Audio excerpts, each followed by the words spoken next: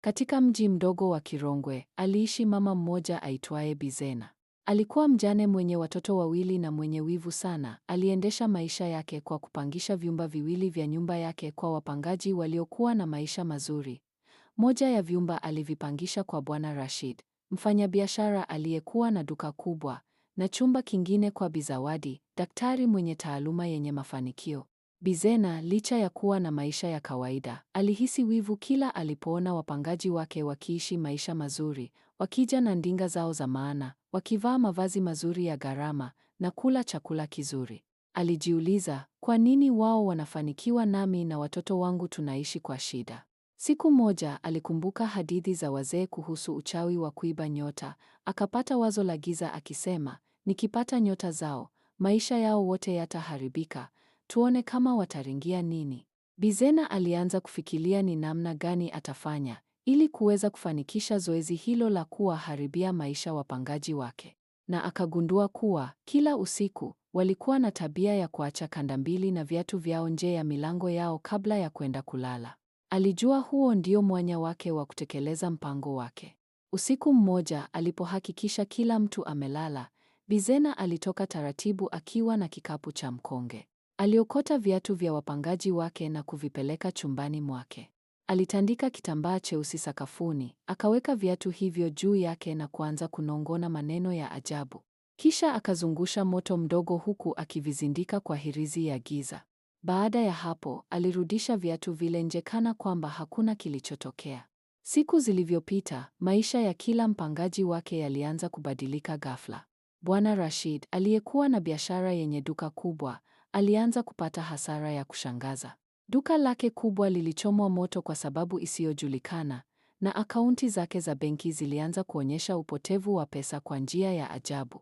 Zawadi, daktari aliyekuwa akiheshimika hospitalini, alikumbwa na kesi ya uzembe baada ya mgonjwa mmoja kufariki ghafla. Alisimamishwa kazi na kukosa heshima aliyokuwa nayo. Wote wawili walikumbwa na matatizo yasiyoelezeka, usingizi wao ulivurugika, ndoto mbaya ziliwasumbua, na kila kitu walichogusa kilionekana kuharibika. Baada ya miezi michache ya mateso, wapangaji walihisi kuna kitu hakiko sawa. Waliamua kuzungumza na jirani yao mzee, Bibi Kauthar, aliyekuwa akijulikana kwa busara na maarifa yake ya zamani. Aliposikia matatizo yao, aliwauliza, je, mmewahi kuacha viatu vyenu nje ya nyumba usiku? Walipojibu ndiyo, uso wa Bibi Kauthar ulibadilika. Aliwaambia, nyota zenu zimeibiwa kupitia viatu vyenu. Kuna mtu anawanyonya bahati yenu. Bibi Kauthar akawashauri kwamba usiku huo wasilale, wakae dirishani wakichungulia kupitia pazia zao. Usiku huo waliamua kufanya mtego. Walijifanya wamelala lakini wakawa wanachungulia kupitia pazia zao.